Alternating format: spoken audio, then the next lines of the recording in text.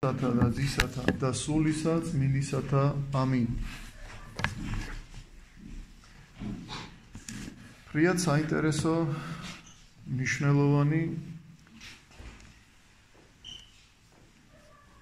მუხლები წავიკითხეთ ჩვენ ლუკას სახარებიდან. უფალი იგავით ესაუბრება ერს ადამიანებს ხალხს რათა ვისშიც არის ინტერესი, რა თქმა უნდა ის გამოიძიებს, იკითხავს და მიეცემა ღმერთისაგან ყოველივე. მაგრამ ვისაც არ აინტერესებს, ხედავენ და ვერ ხედავენ. ესმით, მაგრამ ვერ გულისხმაყოფენ, ანუ ვერ იაზრებენ. ესეთმა ადამიანებმა რომ გაიგონ, ჩაწვდნენ და არ აღასრულონ, უფრო მეტად დაიტანჯებიან.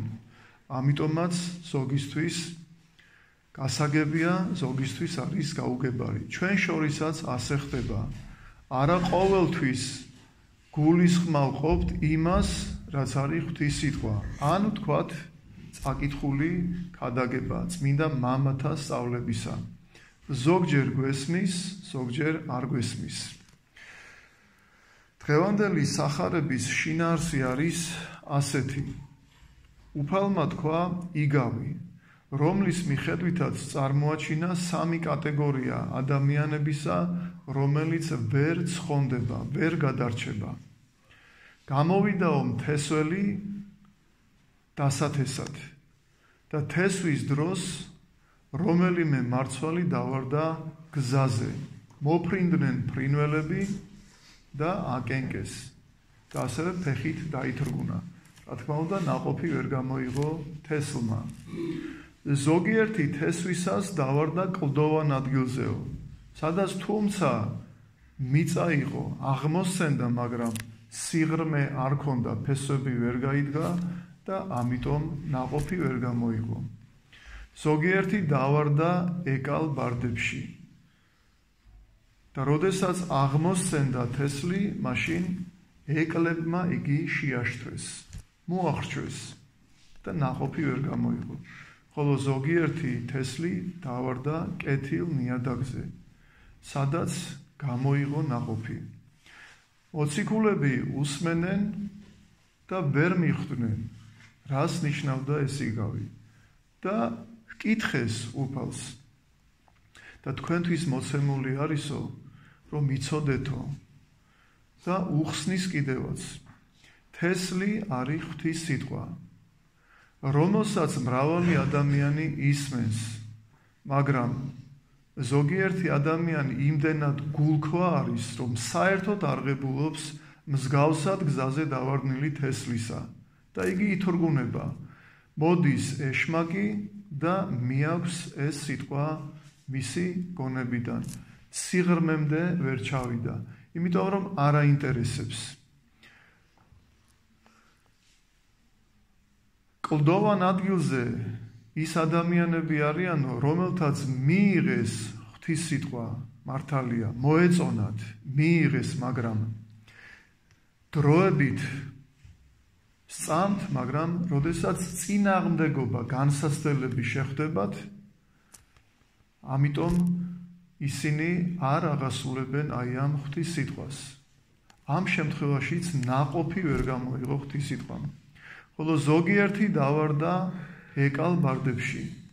ეს ნიშნავსო იმას, რომ საზრუნავებმა ამ წუთის სოფლისამ და სიმდიდრის სასტურმა მოაშთვესო აი ეს თესლი, ანუ ღვთის სიტყვა და ამიტომაც ვერ გამოიღო ნაყოფი.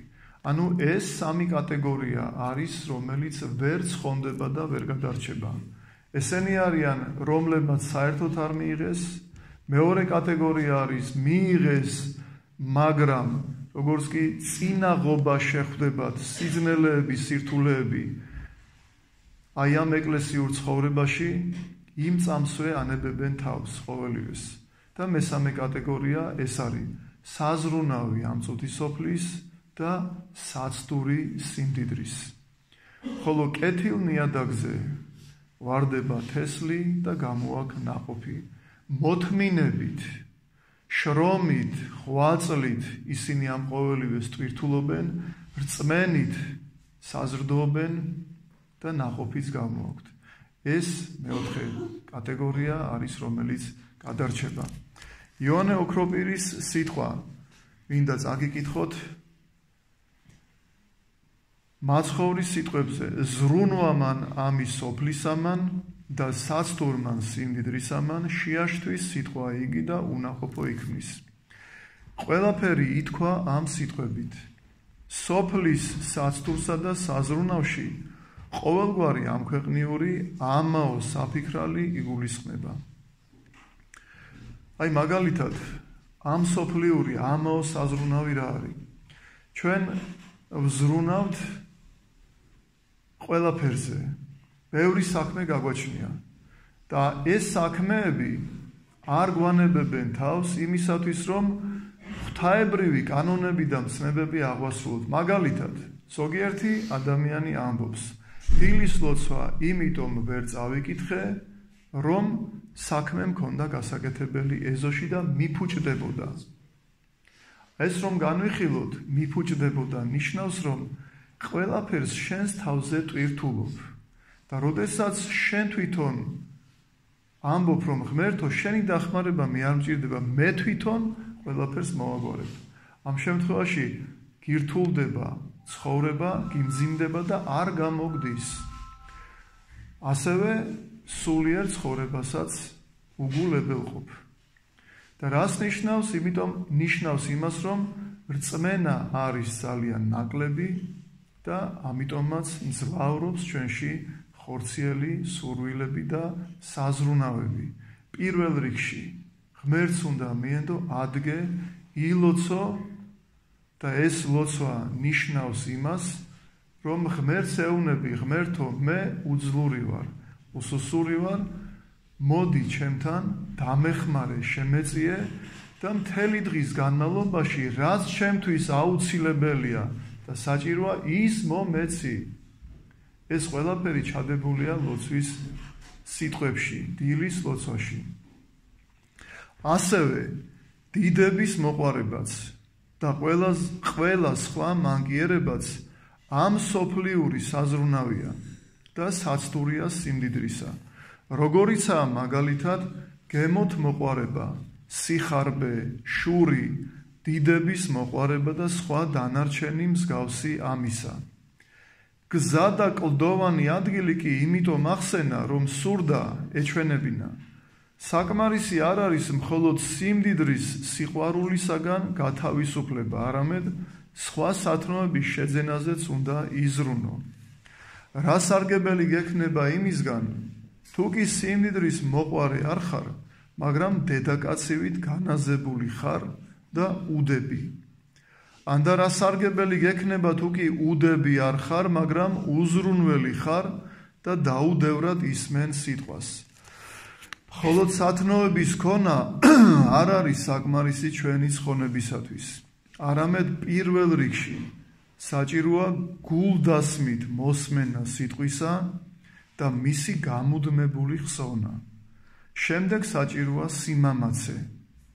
აი ეს სიმამაცე ზოგიერთ ადამიანს აკლია და როდესაც მაგალითად მოხვდება ისეთ წრეში, სადაც დასინებენ მას, რომ ეკლესიური ცხოვრება დაიწყე და ირონიულად ჩაეღიმებათ ხოლმე.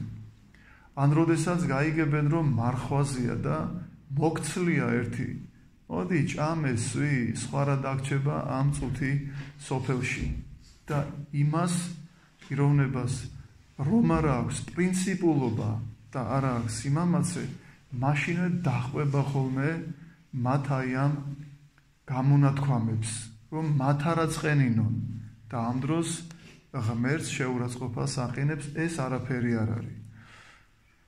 რა თქმა უნდა, ესეც ნიშნავს, რომ ჩვენში არ არის შესაბამისი სულიერი საფუძველი, განწყობა, რწმენა, სიმამაცე არ გაგვაჩნია. არადა თუ კი ჩვენ მაგალითად მათ სურვილებს დავყვებით, მაშინ რას იტყვიან, რას გაიფიქრებენ გულში, რომ ეს არის ქრისტიანული ცხოვრების წესით მაცხოვრებელი, ერთი სიტყვა უთხარი და მაშინვე უგულებელყო ღვთაებრივი წესები და კანონები.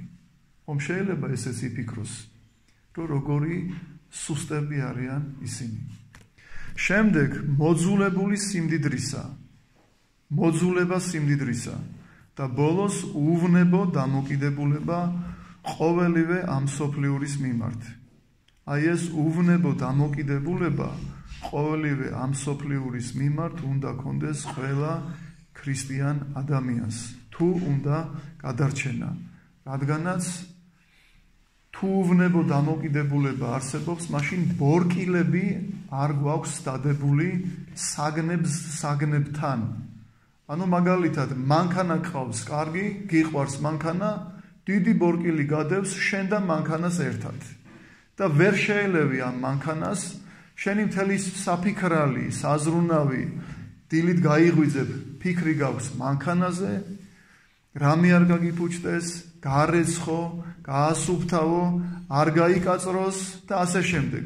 და წარმოიდგინეთ თითეულ საგანზე, როდესაც ეს ბორკილები ჩვენ გვადევს, მაშინ როგორ გვემახსოვრება ღმერთი? შეუძლებელია ორ უფალს ვემსახუროთ, ამ წუთის სოფელსაც და ღმერთსაც. შეუძლებელია ესეთი რამ.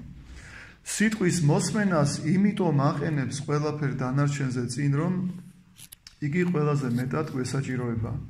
ასევე ჩვენც თუ კი ყურადღებით არ ვიქნებით სიტყვის მიმართ, არ გვექნება შესაძლებლობა გავიგოთ თუ რა უნდა ვაკეთოთ. შემდეგ უკვე საუბრობს იგი სიმამაცეზე და ამქვეყნიურ სიკეთეთა მოძულებაზე.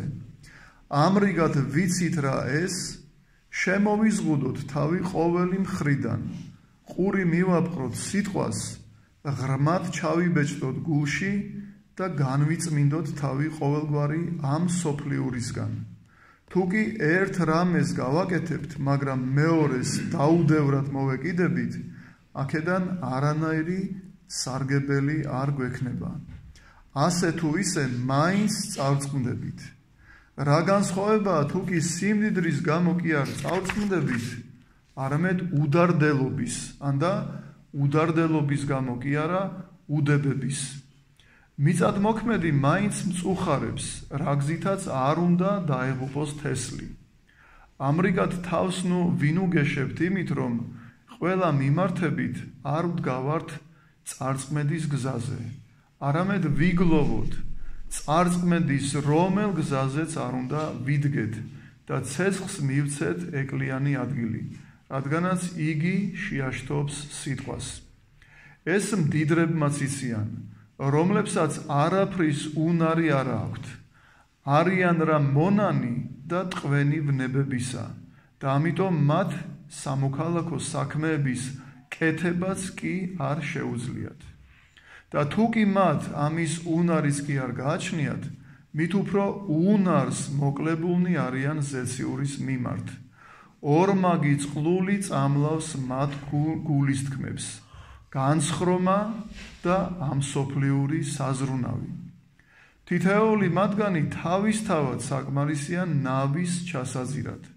წარმოიდგინეთ, როგორი ღელვა წარმოიშობა, როდესაც ორივე მათგანი შეერთდება. ნუ გაგიკვირდება, რომ განსხრომას ქრისტემ ეკალი უწოდა.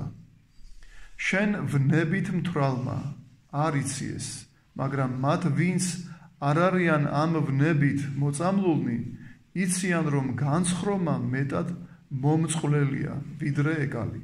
უფრო ფიტავს სულს, ვიდრე ამსოფლიური საზრუნავი და ყველაზე მტანჯველი სნეულებების მომტანია, როგორც სხეულისთვის, ისე სულისთვის. ამსოფლიური საზრუნავნი იმდენად მტანჯველნი არ არიან, რამდენადაც ნაყროვანება, როდესაც უძილობა ტკივილი საფეთქლებში დამძიმებული თავი და მუცლის სნეულებანი ტანჯავენ ნაყროვანს. წარმოიდგინე, რამდენ ეკალზე უფრო აუტანელია ეს. და როგორც ეკალი, რამ ხრიდანაც არ უნდა აიღონ, ხელებს ასისხლიანებს, ასევე განსხრომაც, წყლულებით ავსებს ფეხებსაც, ხელებსაც, თავსაც და თვალებსაც, მოკლედ ყველა ორგანოს.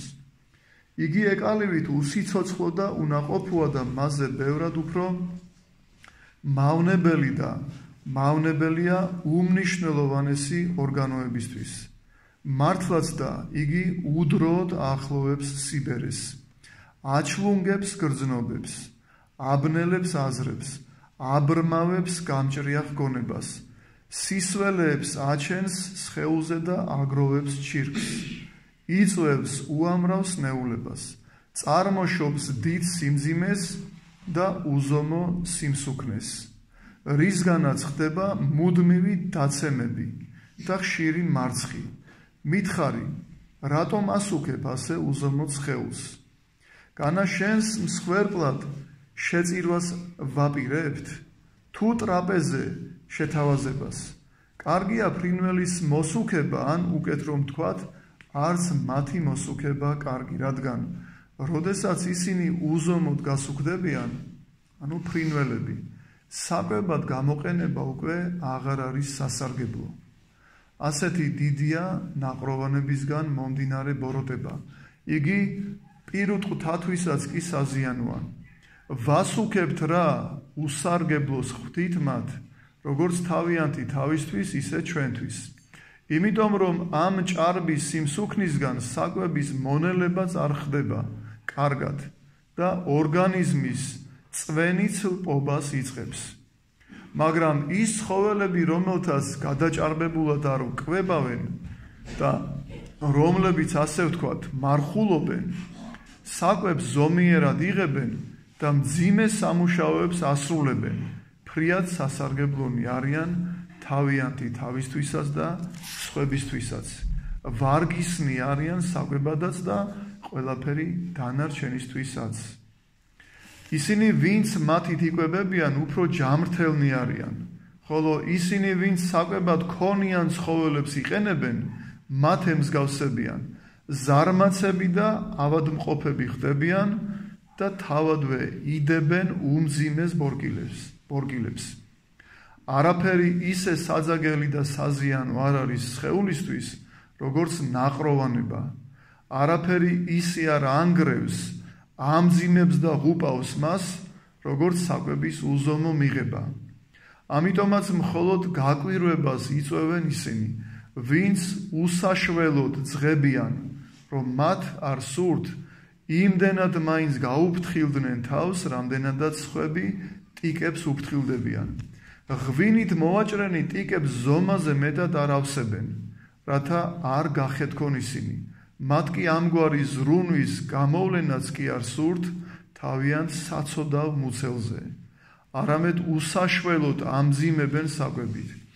ავსებენ საკუთარ თავს ღვინით ყურებამდე, ნესტოებამდე და თავად ყელამდე და ამრიგად უაღრესად ავიწროებენ სულს და იმ ძალას, რომელიც პირუტყვივით ცხოვრებას აგვაცილებს.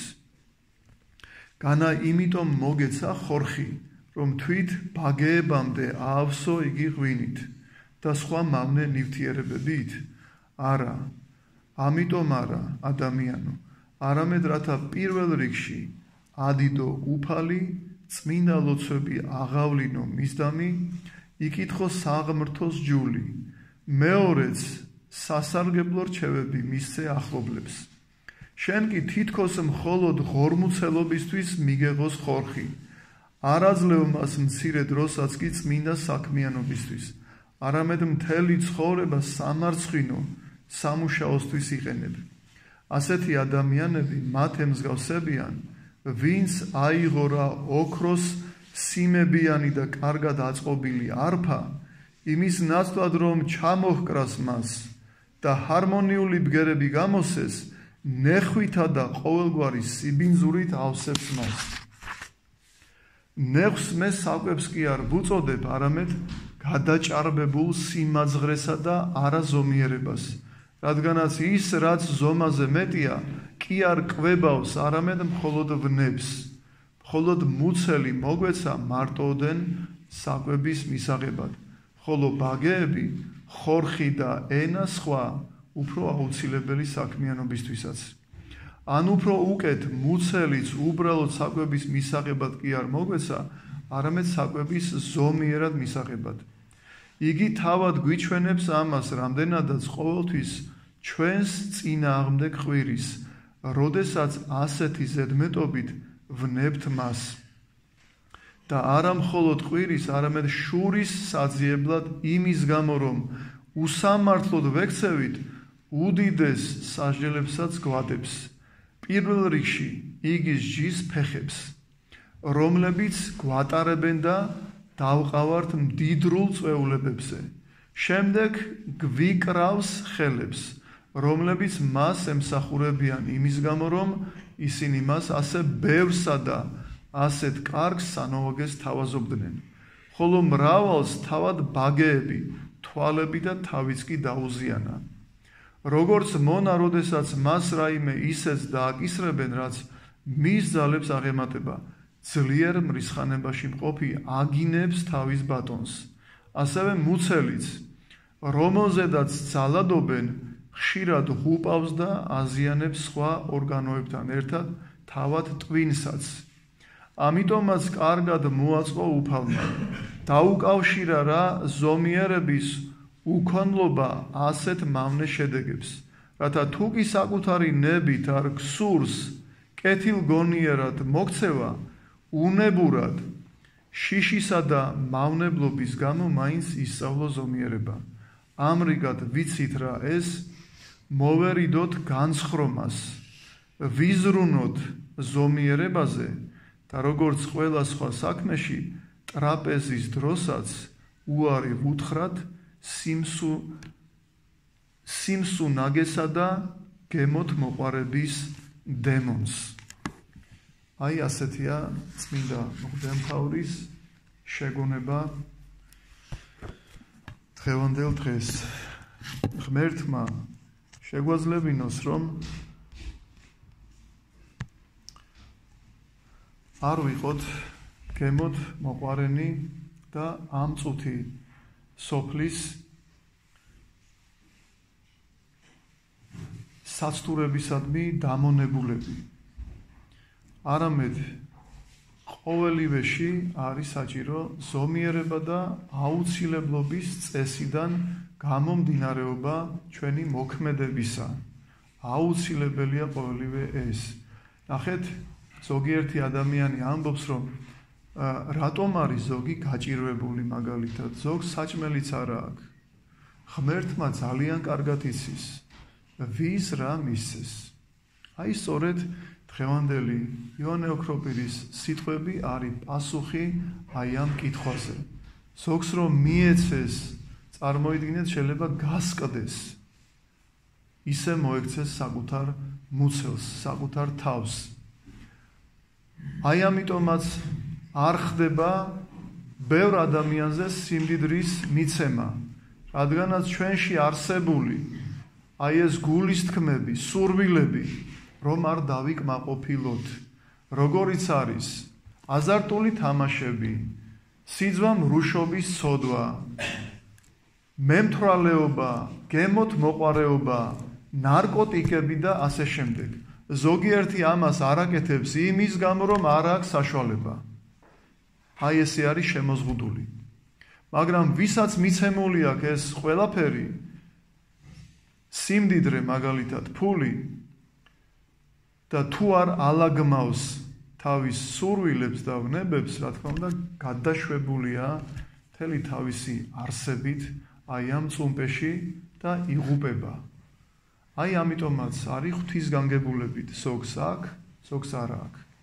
თუ ღმერთი აძლევს ადამიანს სიმდიდრეს, მაშინ იმის შესაძლებლობასაც მისცემს, რომ სწორად გამოიყენოს. მაგრამ თუ კი ადამიანმა თავისით მოიპოვა სიმდიდრე, ანუ მისი ნებიდან გამომდინარე, მისი წადილიდან გამომდინარე, მისი მოქმედებიდან გამომდინარე, მას უნდოდა ეს მოიმოქმედა, ამ შემთხვევაში უკვე ღმერთი არ გეხმარება.